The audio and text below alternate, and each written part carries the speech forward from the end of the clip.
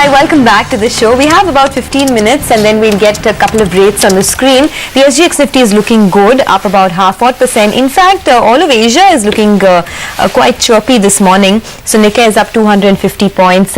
Shanghai, however, it's interesting that one is down about 0.3% despite some positive comments coming in from the Chinese premier, where he says that there will be no hard landing for the economy, and he also says that China will grow at an annual rate of 7.5%. so as to ensure job creation. So some positive statements coming in there from the Premier, but the market is a little jittery. Let's get into guests now to tell us how to approach our own very, very volatile space. Ambareesh Baliga of Edelweiss and Manoj Muralidharan of Religare Securities joins in. Gentlemen, hi, good morning. Ambareesh, is this a market that will continue to remain volatile within the 75 to 7700 range, or do you think the lower end of the range could get taken out soon?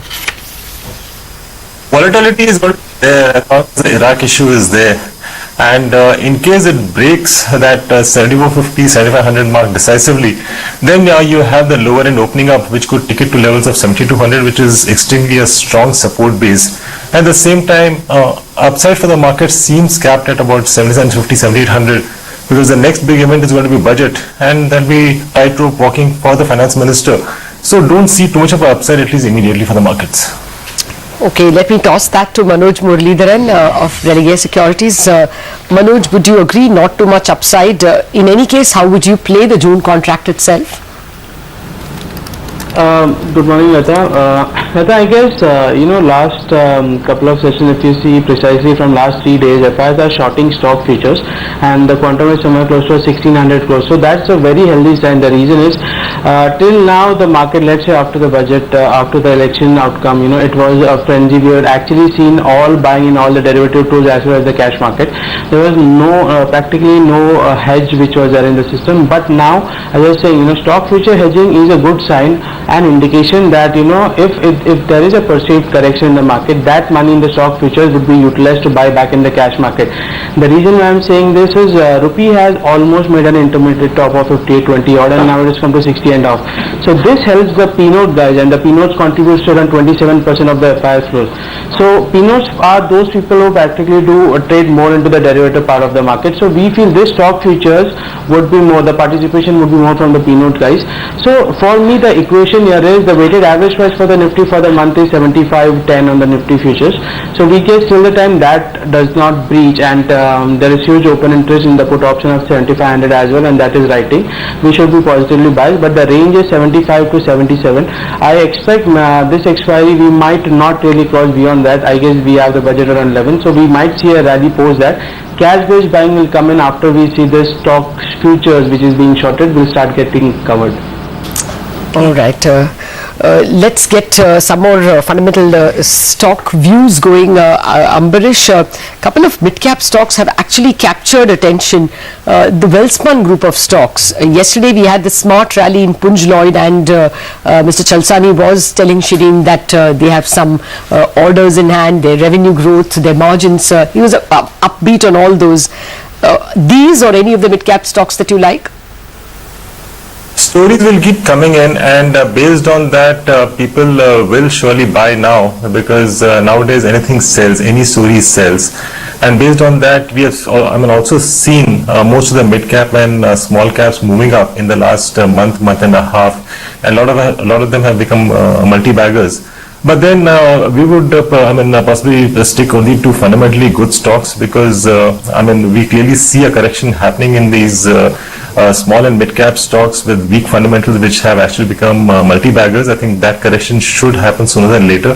So better to stick to fundamentally good stocks. And there, in fact, we have stocks like Repco Home Finance, which we are recommending at 200, is already doubled, but still at these levels we are still recommending it for a further move up. And at the same time, among the other stocks, we still stick to Motherson Sumi and Bharat Forge. These are the two or three stocks where we are sticking on. Actually, you have been very bullish on names like Voltas as well, Ambareesh. That stock has actually doubled since the start of the year. Is this the time to book out of Voltas, or do you see lots more by way of upsides? No, there could be some more upside, but then when you're making already 100, 120% in a particular stock, I think it's time to book out to a certain extent. It's always prudent to book out, because if this move had happened over a period of a year or 15 months, then I would have possibly held on. But then if this movement has happened in just a few months, it is always better to be at least safe and secure and take whatever is there on the table. So it's better to book out to a certain extent. I'm not saying sell completely, but book out to a certain extent. Okay. Well, let me come to another stock which has actually outperformed in the heavyweights, GAIL. You have a strategy there, Murli? Sorry, Manoj? Yes, Lata. Yeah, that's okay. Lata, yes, GAIL is one script where we have actually seen good cash-based buying that is happening, and in yesterday's trade, we are on the derivatives side, it has witnessed some short covering as well. So that's a top pick for a swing trade of 2 to 3 days. We feel buy GAIL futures for the current month at 450, keep a stop loss at 436, and we are expecting a price close to 478 on that. Okay. Apart from GAIL, you also have a buy on Siemens today? Yeah, that is correct. This is one script. If you see, even the Nifty has swung back almost 250 odd points in the last 3 days up and down. But this is one script where we have seen the consistent money come in, and the delivery based buying which happens in the cash market is on the positive side. So we like this script which is at 910. The trade here is to buy the current month futures at 910 close to, keep a stop loss of 896, and we are expecting a levels of 940 as a target now. Okay. Ambareesh, we got a lot of statements from a whole range of ministers yesterday who spoke to Shireen. FDI in railways was mentioned as a stated position by Nirmala Sitharaman. Do you think there is more juice in these railway stocks? They always keep running up, Titagar and there stocks like those. But would you take this promise now more seriously and play any of the stocks? No, let us see where it gets implemented. Based on hopes and promises, we have seen quite a few of these stocks becoming multi-baggers. For example, Titagar was languishing at 90-95. From there, it's already become a 3-bagger. Yes, possibly it can move up another 40-50% more, but then when you have, already got the majority of the gains in your bag, isn't it prudent to book out to a certain extent?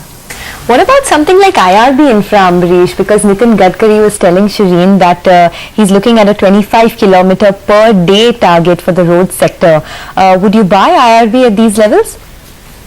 I would surely wait for a correction to buy into these roadways stocks, but then this is the segment to be in. Overall infra, I think roadways is one space where I think it should be there, because we have seen in the past during the NDA rule, we had seen that road construction had reached new highs. So again, I think that will get repeated. So I think this is the space to be in. And the other stock I would recommend is ILFS Transportation. Okay, actually I want to come back to this mid-cap export theme. Yesterday I think we discussed at length with one of your colleagues on this manufactured exports theme. How are you looking at the entire textile space? I already referred to Welspun. Century Textiles has also had a fairly decent year-to-date and even month-to-date gains, 14.5-15% month-to-date gains, year-to-date gains 75%. Arvind has been a multi-bagger of sorts. Anything in the textile in manufactured export space that you like? Another stock, the same space as Himmat Singh Ka Seed, which again was stable at levels of about 56 to 60 for a very long time, and we have seen a breakout in the past couple of days. So I think there would be a lot of interest coming into that, and since the margins on the exports are huge and they have a very decent front end overseas, so I think this is one stock we should be looked into. But more to go in the other ones that I referred to? Welspun, Century, Arvind. Yeah, in fact, we have some more upside for those stocks, and that upside could be anywhere around 15-20%. Manoj, what is your top large cap call now apart from GAIL? Sonia, I guess, looking at the banking sector, Axis Bank is one script, even on yesterday's day, right from 1820 odd levels, we've seen good cost of carry getting positive on the derivative side and a cash-based buying. For the bank nifty today, we expect the resistance would be somewhere close to 15,530, and yesterday's closing is at 15,251. So practically we have a 250 odd points, and looking into the weightage, I feel Axis is a good buy at this level at 1850, keep a stop loss 1820, and we're expecting a swing trade of 1900 as a target on that. All right, gentlemen, stay on with us. We have to take a break. When we are back, it will be time to read out the pre-opening rates as well. We will also have another expert joining us. Fadel Geet of Oppenheimer and Company will join us with his views on the latest in the Iraq crisis and the impact on crude.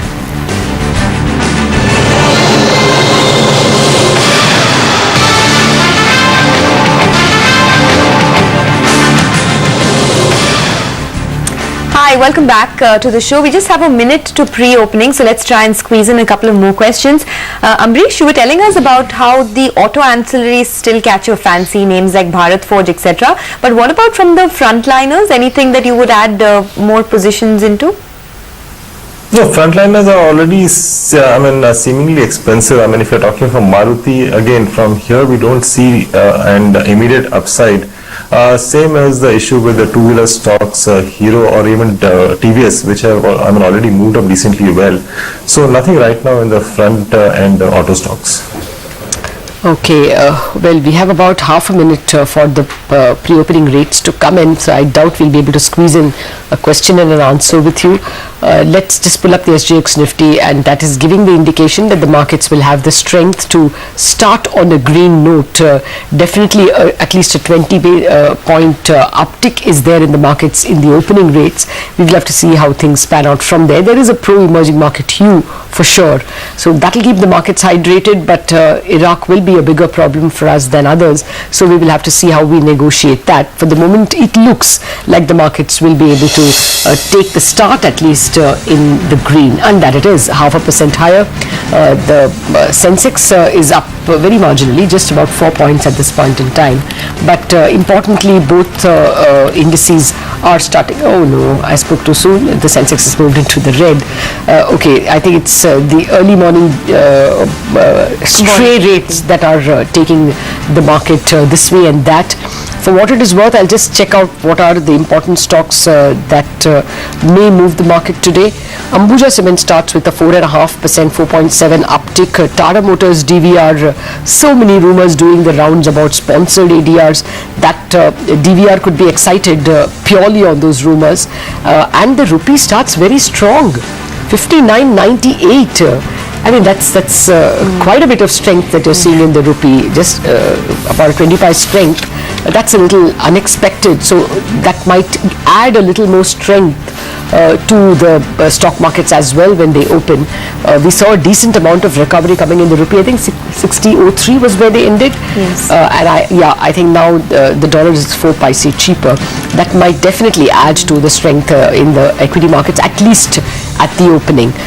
Other stocks that are starting in the green, Crompton Greaves starts with 2.4% uptick, Hindalco 1.4% uptick, Jayaprakash Associates 1.4 up, United Spirits importantly in the cash market up 1.3. We'll have to wait and see how things pan out. The futures are trading at deep discounts. Tata Motors DVR again now moderated to 1.2%, Tech Mahindra up 1.2%, Bank of Baroda up 1%, Relcom, there is a press conference there, that one is up 1%, Reliance is up 0.7%, a lot of buy notes on that stock after yesterday's AGM, ICICI Bank up 0.75%, Hero Moto up, okay, marginally, 0.2%. Let's see what is in the red at this point in time. Okay, Infosys is starting lower, but it's a bizarre rate. It can't be 8% lower. So we'll just ignore, I think, what's coming in the red. Nothing much. MMFSL is starting 1% lower. Maruti is starting 1% lower. DLF very marginally lower, about 0.25% lower. Grasim is starting about 0.8% lower. Axis Bank 0.9% lower. Bharti Airtel 1%. That's the lot. All right, so that's the frontliners, but in the broader markets, Lata, one pocket that's really hotting up is railways. On the back of that interview that we had with Nirmala Sitharaman, where she spoke about FDI in railways. Look at Titagar Wagons, it's up 5%, Tex Rail is up 7%, Kernex Micro is up almost about 5 to 6 odd %. So this is one pocket that might see lots of trading action today.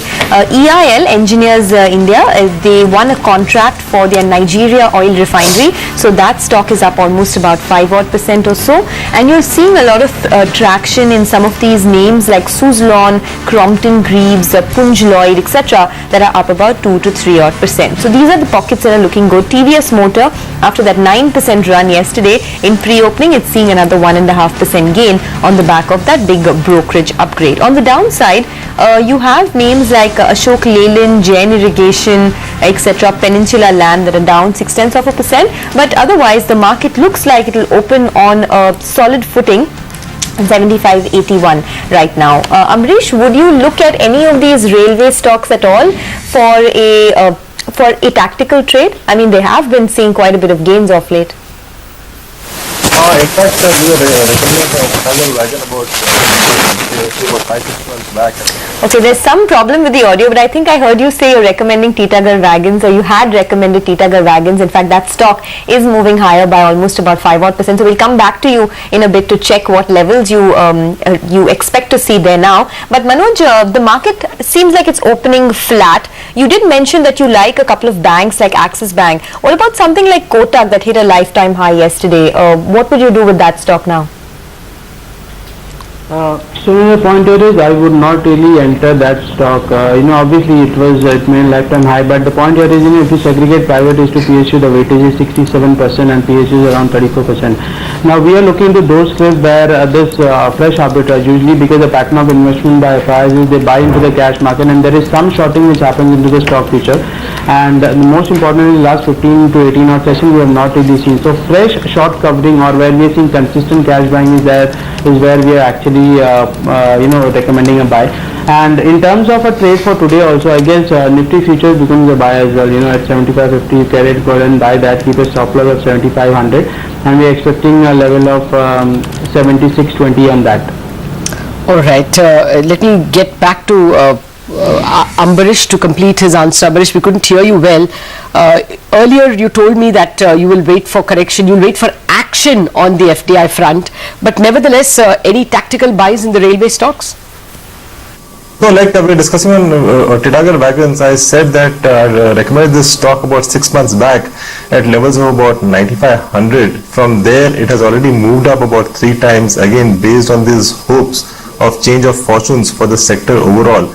So if that happens, yes, clearly you will have some more upside, but that upside could be either say 50-80 rupees from here. And because of which I would say that anyone who's bought it at 9500 levels should possibly book out to a certain extent when he's making so much of profit. Tactical trade from the current point of view, possibly yes, there is momentum in this stock. So from a technical perspective, yes, one can go long, but then one needs to keep a stop loss maybe at levels of closer to about 290.95 and then just hold on. Okay, in any case, today Titagar and Koenix, both of them are up very sharply in expectations that something concrete could come on the FDI front. At the moment, I guess these are tactical moves, but Titagar is up and away, as is Koenix. Well, Manoj, Ambareesh, thank you very much for joining us and taking us through what you all expect will happen in the day and in the week ahead. It's time we shifted back to the constant irritant now for the last 8 days or so last week, the Iraqi issue.